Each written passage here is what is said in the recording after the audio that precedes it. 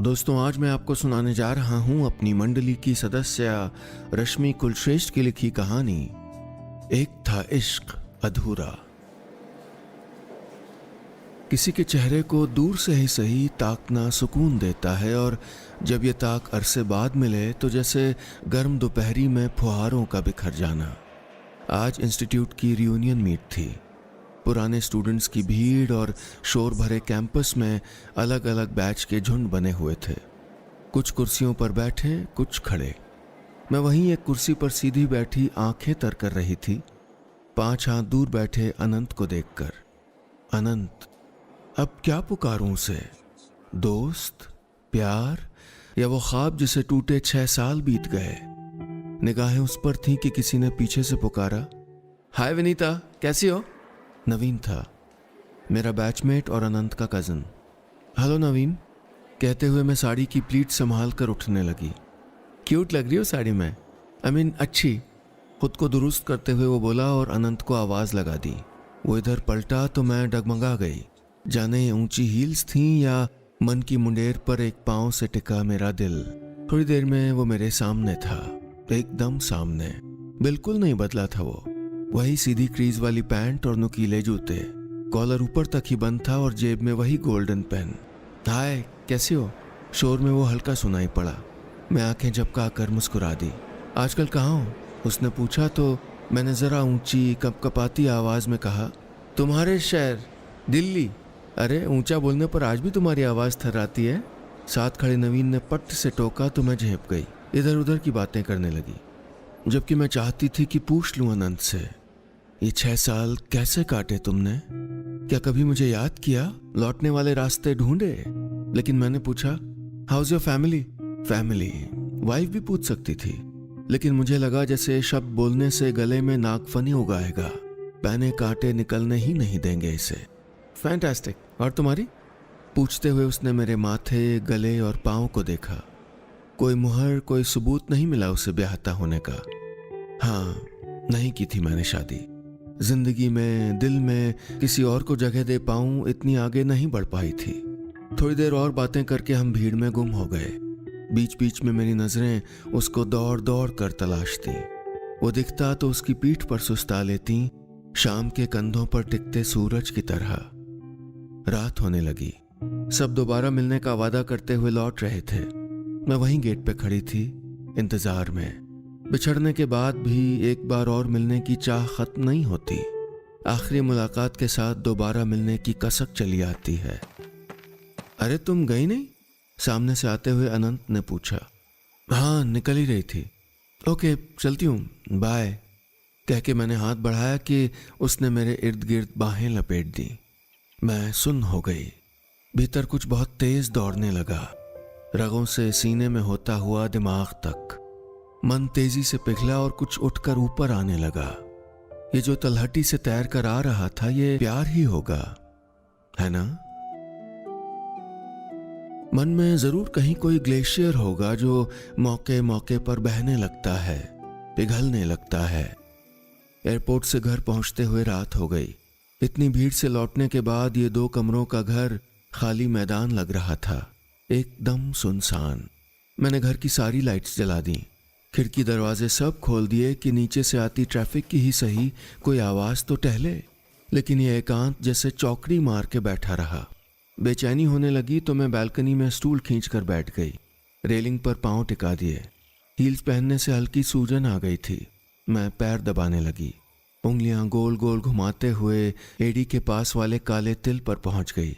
अनंत याद आ गया। जिनके पाँव में तिल होता है ना, वो अपने पतियों को दबा के रखती हैं। उसी पर उंगलियां फेर कर वो कहता था और मैं गर्दन झटक कर कहती, तुम्हें तो मैं गुलाम बना के रखूंगी। वो सिर झुकाकर खड़ा हो जाता और मैं उसके झुके माथे पर अपनी सांसें धर देती। उसकी पलकों के खुलते बंद होते रेशे मेरे गालों को छूने लगते। उसकी यादें दोबारा मेरा चेहरा छूती कि मैंने उसको झटका, लेकिन वो कमबख्त चिपकी रही, पलकों को पकड़कर झूलती रही। MBA पूरा होना, पहली नौकरी, जिंदगी में प्यार के साथ साथ जिम्मेदारियों का बढ़ना, सब किसी फिल्म की तरह चलने लगा। उन दिनों जब भी हम ऑफिस के बाद मिलते तो अनंत को चुप लगता। कोई 10 या 11 महीने बाद की बात होगी। मैं पूछती, ऑफिस में कोई प्रॉब्लम है? वो नज़रें चुरा कर कहता, हाँ कुछ ऐसा ही मान लो, और मैं मान लेती। जिंदगी में उसकी बातें मानना ही तो सीखा था मैंने। उसने कहा प्यार है तो मान लिया, करीब आना है तो भी मान गई। हाँ, लेकिन एक बात नहीं मान पाई। उस रोज कॉलेज से हम सर्टिफिकेट लेने गए थे। रजिस्ट्रार ऑफिस की सीढ़ियां उतरते हुए उसने धीमे से कहा, मेरी शादी तय कर दी गई है, तुम भी लाइफ में आगे बढ़ जाओ विनीता।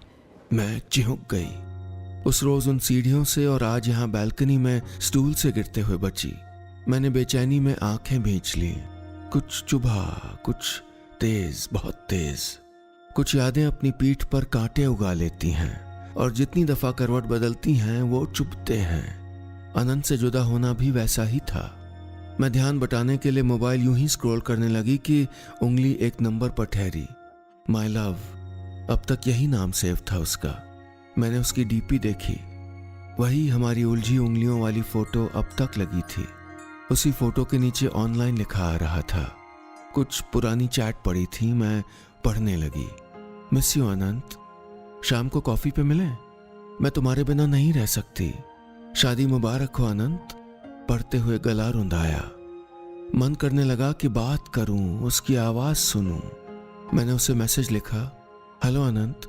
सोचा था कि कभी उसको याद नहीं करूंगी, जिंदगी में कभी वापस नहीं आने दूंगी, लेकिन वो आ गया। वो गया था क्या? नहीं, पक्का नहीं गया। तभी मोबाइल वाइब्रेट हुआ। हल्की नीली स्क्रीन पर उसका जवाब चमका, हाय, कैसी हो? आई लव यू के बाद यकीनन ये 3 सबसे खूबसूरत अल्फाज थे। कैसी हो तुम? यानी उसे फिक्र थी मेरी। हाँ, हो सकती थी। एक जमाने में ही सही, प्यार तो था ना हमारे बीच। मैं रात भर नींद से जाग जाग कर वही मैसेज पढ़ती रही। नींद पूरी नहीं हुई, फिर भी सुबह फ्रेश लग रहा था, चेहरा भी और मूड भी। पुराने गानों का इंस्ट्रूमेंटल लगाकर मैं रसोई में टिफिन तैयार कर ही रही थी कि डोरबेल बजी। बीना होगी मेरी मेड। मैंने दरवाज़ा खोला। गुड मॉर्निंग दीदी, कहते हुए वो चारों तरफ निगाहें दौड़ाने लगी। शायद ये धूप बत्ती की महक या ये म्यूजिक नया लगा हो उसे। और दीदी, कैसी रही आपकी पार्टी? उसने मेज साफ करते हुए पूछा। अच्छी, बहुत बहुत अच्छी। मैं हल्का सा चहकी। क्या बात है दीदी, कोई मिल गया क्या वहाँ? उसने शरारत से पूछा तो मैं ज़रा शर्मा गई। तेरी चाय बना रही हूँ, कह के मैंने बात पलटी, लेकिन उसका सवाल घर से ऑफिस तक मेरे साथ चला आया। पर्स की जेब के कोने में दुबके सिक्के की तरह। मैं जितनी बार उसको टोहती, अनंत का नाम उंगलियां छू जाता। बीते 7 दिनों से हमारे बीच बातें शुरू हो गई थीं। MBA के उन 2 सालों की कितनी सारी बातें याद थीं उसको। लेक्चरर की तारीफ, वो कैंटीन वाले से हुई झड़प, स्टेज पर जब मैं गिरते गिरते बची थी वो भी। सब याद दिलाते हुए वो पूछता, खाना क्या खाया? तो मैं उसकी पसंद की कोई डिश बताती। वो कहता, ये तुमको पसंद नहीं था, और मैं लिख देती, अब पसंद है। ऐसा होता है ना, कोई दूर जाते हुए भी हमारे भीतर रह जाता है, फिर धीरे धीरे अपने जैसा बना देता है। मैं भी शायद उसके जैसी हो गई थी। कभी सोचती कि अनंत से ही पूछ लूं, जरा बताना तो, क्या मैंने तुम्हें पहन लिया है? और अगर वो हाँ कहे तो मैं उसकी आंखों की चमक देखूं। प्यार में मुलाकातें भी जरूरी हैं। हमारे बीच मैसेज होना ठीक था, लेकिन अब जी करता था कि हम कहीं इत्मीनान से बैठें, बातें करें। कभी मैं उसकी उंगलियां थाम लूं, उसके प्याले से चाय का एक घूंट भर लूं। ये मुलाकातें भी आसानी से कहाँ नसीब होती हैं। रात के 9 बज रहे थे। घर पहुंचते हुए काफी देर हो गई थी। दरवाजा खोलने के बीच में 20 बार मोबाइल वाइब्रेट हो चुका था। काफी मैसेज थे, ग्रुप में, पर्सनल चैट पर, और सबसे नीचे था अनंत का message, I love white suits with orange दुपट्टा। यानी आज उसने मुझको देखा, लेकिन कहाँ? मेट्रो स्टेशन पर या ऑफिस के पास? 20 मिनट पहले का मैसेज था। मैं भी ना चूक गई। अगर फौरन पूछ लेती हम मिल सकते हैं क्या, तो क्या पता हम इस वक्त साथ होते, किसी डिम लाइट वाले रेस्टोरेंट में हम डिनर करते। मैंने फौरन जवाब भेजा, तुम आसपास थे, कॉल करते ना, हम मिल लेते कहीं। जवाब में उधर से सिर्फ एक स्माइली आया, I want to meet you. मैंने फिर लिखा, जवाब आया, जल्द मिलेंगे हम, लॉट्स ऑफ लव। और नीचे एक गुलाबी दिल भेजा उसने। वो दिल रात भर सिरहाने बैठा मुझे थपकी देता रहा। मैं फिर से सोने लगी, प्यार की मीठी नींद। जल्द मिलने का वादा बड़ा बेचैन कर रहा था मुझे। हर रोज मैं इंतजार करती कि शायद आज वो कोई तारीख, कोई वक्त मुकर्रर करे, लेकिन वो कुछ नहीं कहता। हार कर मैंने ही एक दिन तय कर लिया। सुबह का वक्त था, बीना घर की सफाई कर रही थी और मैं अलमारी खोले खड़ी थी। इतने कपड़े थे, फिर भी समझ नहीं आ रहा था कि क्या पहनूं। दीदी, आज दफ्तर नहीं जाना क्या? चादर झाड़ते हुए बीना ने पूछा। आज कहीं और जाना है, मैंने हेयर स्ट्रेटनर का प्लग लगाते हुए कहा और बाल सीधे करने लगी।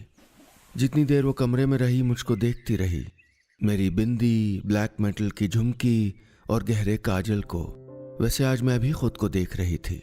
घर पर रही तब तक आईने में निहारा और अनंत के ऑफिस में तो हर जगह शीशे लगे थे। कॉरिडोर में आदमकद शीशे, छत पर शीशों का काम था और अनंत के कैबिन में सीटों के पीछे भी एक बड़ा सा आईना। तुम यहाँ? उसकी आवाज में हैरानी थी। मैं मुस्कुराते हुए कुर्सी खींचकर बैठ गई। कैबिन का मुआयना करने लगी कि उसने पूछा, आज ऑफिस नहीं गई तुम? कुछ काम था यहीं हौस खास में, जल्दी फ्री हो गई तो चली आई, कहते हुए मैंने चेहरे पे सरक आए बाल कान के पीछे खोसे। ओह अच्छा। उसने लंबी सांस खींची। मैं उसे देखने लगी। कितना सपाट लग रहा था उसका चेहरा। न मेरे आने से उसकी आंखें उचकी, न होठों पर कोई खिंचाव पड़ा। और तो और उसने एक नजर के बाद दोबारा देखा भी नहीं। फाइल में सर घुसाए हुए ही पूछा, और सुनाओ, कैसी चल रही लाइफ? लाइफ इज गुड अनंत, कहते हुए मैं पेपरवेट घुमाने लगी। थोड़ी देर बाद उसने कॉफी का पूछा। मैंने याद दिलाया कि चाय पीती हूँ। उसने नौकरी, काम, घर के बारे में पूछा और मैंने जवाब दे दिए। इन इक्का दुक्का बातों के बीच मुझे वो चैट वाला अनंत कहीं नहीं दिखा, बल्कि ये वो नहीं था जिसे मैं जानती थी, प्यार करती थी। थोड़ी देर बाद उसे बाय कहकर मैं बाहर निकल आई। अभी उसी शीशों वाले कॉरिडोर तक पहुंची ही थी कि मोबाइल वाइब्रेट हुआ। लुकिंग ब्यूटीफुल, उसी का मैसेज था। गुस्से का उबाल उतरने लगा। अरे विनीता, तभी किसी ने पुकारा। मैंने पलट कर देखा, नवीन था। यही उसकी भी नौकरी थी। व्हाट अ कोइंसिडेंस, कहते हुए वो मेरे पास आ गया। कल ही एलुमनाई वाले फोटोज देख रहा था और आज तुम मिल गई। हाँ, इत्तेफाक हो जाता है, कहते हुए मैंने अनंत के मैसेज का जवाब भेजा। सामने से क्यों नहीं कहा? जवाब आया, सॉरी बाबा, miss you Vini, miss you too. लिखते हुए मेरी आंखें डबडबा गईं। मोबाइल में बिजी नवीन से नजरें बचाकर मैं ऊपर कॉरिडोर की छत ताकने लगी, रोकने लगी आंसुओं को। कांच की छत जैसे कोई उल्टी दुनिया। काश कि ये उल्टी दुनिया मेरी आंखों में आंसुओं के उलट खुशी दे देती। गहरी सांस भरकर मैंने वहीं एक नजर नवीन पर डाली, उसके अक्स पर, लेकिन वो नजर छिटक कर उसके मोबाइल पर रुकी। मैं चौंक गई, हिल गई भीतर तक। उसके स्क्रीन पर चमकते चैट बॉक्स में प्रोफाइल पिक्चर मेरी थी। यानी ये बातों का सिलसिला उससे था, अनंत से नहीं। कितनी देर मैं फ्लैट के दरवाजे के बाहर खड़ी रही। सीढ़ियों से उतरती कई जोड़ी हैरान आंखें मुझको देखते हुए जा रही थीं। एक आध ने पूछा भी, आर यू ओके? ओके थी क्या मैं? नहीं थी। जो खुशी दिल में सहेज कर गई थी वो पाँव में उलझ कर चली आई। नवीन लगातार मैसेज कर रहा था, तुम्हारे झुमके अच्छे लगे, बिंदी अभी लगानी शुरू की क्या? हंसते हुए अब भी अच्छी लगती हो। मेरे साथ एक उदास शाम घर में दाखिल हो चुकी थी। मैंने पर्स मेज पर डाला, झुमके नोच कर फेंके और धम से सोफे पर लेट गई। दरवाजे की चिटखनी भी नहीं लगाई। दीदी, तबीयत तो ठीक है ना? अभी अभी आई बीना ने पूछा। मैंने माथे पर उंगलियां रगड़ते हुए कहा, एक कप चाय बना दोगी? हाँ दीदी, क्यों नहीं, कह के वो रसोई में चली गई। मैं मोबाइल पर वो बीते दिनों की सारी बातें पढ़ने लगी। उसमें होली के रंगों से एलर्जी का जिक्र था, कैंटीन में डबल चाय की बात लिखी थी और क्लास में मेरी आंखों पर झूलता आंसू भी याद दिलाया था। इतना बारीक याद था उसको, इतना पास तो नहीं था वो। मैं रात भर सोशल साइट पर पुरानी तस्वीरें खंगालती रही। हर फोटो में अनंत और मैं एक साथ दिखे, और वो करीब, प्रेम की परछाई जितना करीब। प्रेम में देह हो जाना आसान है, लेकिन परछाई बनना बेहद मुश्किल। मैंने अगली तस्वीर स्वाइप की कि तभी फिर मैसेज आया, आई होप यूर ओके। जवाब देने के बजाय मैंने पहले वो नंबर नवीन के नाम से सेव किया और आई एम ओके कहकर मोबाइल बंद कर दिया। कभी कभी खुद को टटोलना कितना ज़रूरी हो जाता है, जैसे खाली किए गए मकान को फिर से देखना कि गलती से ही सही कुछ बेहद ज़रूरी हमसे छूट तो नहीं रहा। मैं रात भर छानती रही, इंस्टीट्यूट के गेट पर गले लग जाने वाले अनंत को और उसके बाद हर रोज़ मेरी बेचैनी बांटने वाले नवीन को। मन मथते हुए रात बीत गई। सुबह की नींद खुलते ही मैंने मोबाइल खोलकर नवीन को मैसेज किया, इतनी फिक्र क्यों करते हो? क्योंकि अच्छा लगता है। उसका जवाब आया तो इस दफ़ा जहन में दो आंखें कौंधी, नवीन की चमकीली आंखें। उसके बाद हर रोज़ हर मैसेज के साथ मैं ज़रा ज़रा नवीन की ओर बढ़ने लगी। एक के साथ आगे बढ़ना हमें दूसरों को पीछे छोड़ना सिखा देता है। मैं अनंत को अब याद नहीं करती। कभी कभी किसी उल्टी लौटती बयार की तरह वो वापस आता भी तो मन के सारे झरोखे बंद कर लेती। याद करती उन मैसेजेस को जो मैंने अनंत के समझे लेकिन भेजे नवीन ने थे। वो छुट्टी की सुबह थी। मैं ईयरफोन लगाए छत पर टहल रही थी। बीच बीच में मोबाइल भी देखती कि नवीन ऑनलाइन आया क्या। इस दफ़ा वो दिखा तो मैंने फ़ौरन मैसेज भेजा, सुनो ख्वाब में तुमको देखा। अच्छा, उसका जवाब आया, देखा कि मैं तुम्हें कुछ कह रही हूँ। मुझे इंतज़ार था कि वो पूछेगा क्या, लेकिन उसने कुछ पूछा नहीं। मैंने दोबारा लिखा, कह रही हूँ कि आई लव यू। 2 रोज़ तक कोई जवाब नहीं दिया उसने। हार कर मैंने ही पूछा, डू यू? इस दफ़ा उसका मैसेज आया, मिलकर जवाब दूंगा। बस उसी पल से मेरे मन में इंतज़ार की घड़ी टिक टिक करने लगी। इंतज़ार अपने आखिरी किनारे पर था। हौज खास किले के एक खंबे से पीठ टिकाए बैठी मैं सामने हौज में भरे पानी को देख रही थी। दूर बबूल के पेड़ों का परछावां उसमें पड़ रहा था। कोई पंछी जरा सी चोंच मारकर गुजरता तो एक लहर तैर जाती। उन्हीं लहरों में बार बार मेरा मन तैरने लगता कि नवीन आएगा या नहीं। मैंने उसे यही जगह बताई थी और उसने यही वक्त। शाम के 5 बजे जब सूरज वापस घर लौट रहा हो, जब पंछी दिन भर की मेहनत के बाद नीड़ में लौट रहे हों, तब हम मिलेंगे, या तो लौटने के लिए या बढ़ जाने के लिए। तभी कुछ कदमों की आहट सुनाई पड़ी। पलट कर देखा, वो ही था। मैं वापस सामने देखने लगी, दूर उस पानी, उन पेड़ों, उस सूरज से दूर। हेलो, उसने कहा, कैसे हो तुम? पूछते वक्त मेरी नजरें सामने ही रहीं। तुम सरप्राइज नहीं हो? कहते हुए वो मेरे साथ में बैठ गया। मैंने सीधे उसकी आंखों में देखकर पूछा, क्यों? होना चाहिए क्या? हैरान उसने पलकें झुका लीं। शायद शर्मिंदा था या शायद सच बताने की जुगत में लगा था। किसी और का इंतजार कर रही होगी और मैं पहुंच गया। वो अटकते हुए आगे कुछ बोलता कि मैंने कहा, जिससे बात हुई उसी का इंतजार कर रही थी नवीन। जिसने कुछ पूछा नहीं, कुछ कहा नहीं, उसका इंतजार कौन करेगा? वो हैरानी से मुझको देखने लगा। तुम्हें पता था सब? उसने बहुत धीमे कहा, लेकिन मुझे साफ सुनाई दिया, एकदम साफ। शोर नहीं था कहीं भी, न मेरे मन में न इस जगह में। गर्दन हिलाते हुए मैं उसकी ओर घूमी। और तुम कब से नवीन? मैंने आंखों में झांकते हुए पूछा। उसकी आंखें जैसे स्याही से लिखी अतीत की कोई किताब जिसके सारे पन्ने मेरे इस सवाल ने पलट दिए हों और जवाब उस पहले कागज की शुरुआती लाइन में हो। याद नहीं कि कब से। तुमने मेरा फॉर्म भरा था तब से, या शायद जब गेट पर तुम झुमकी ढूंढ रही थी। हो सकता है कि जब तुमने मुझे पुकारा हो उस वक्त से। कहते हुए उसने हथेलियां रगड़ी और उन पर एक फूंक मार दी। उसे सुनकर मुझे तकलीफ होने लगी। कैसे गुजारे होंगे उसने वो 2 साल? वो सारे लम्हे कैसे देखे होंगे जब मैं अनंत के साथ रही। अनंत की पत्नी जिसे कभी मिली भी नहीं, उसके नाम भर से कुढ़ने लगती थी मैं। और ये आई एम सॉरी विनी, मैंने अनंत बनकर तुमसे चैट की। पुणे में यूं तुम्हें उदास अकेला देखकर अच्छा नहीं लगा, इसीलिए वो सब। कहते हुए वो चुप हो गया। सिर्फ सॉरी कहोगे? मैंने पूछा। तो क्या कहूं? वो बोला। मैं उसके करीब से रख आई। जेब में रखा मोबाइल निकालकर चैट खोलते हुए कहा, इसका जवाब ही दे दो। उसने मोबाइल वापस जेब में रखा और उठकर चल दिया। मैं अतीत की परछाई बनकर वहीं बैठी रह गई। लम्हे उदास होने लगे। तभी मेरे मोबाइल की मैसेज टोन बजी। नवीन का मैसेज था, लव यू विनी, हमेशा। मैंने आंखें स्क्रीन से लगा दी। जाते कदमों के ठहरने की आहट आ रही थी। उन्हें मेरे आने का इंतजार होगा।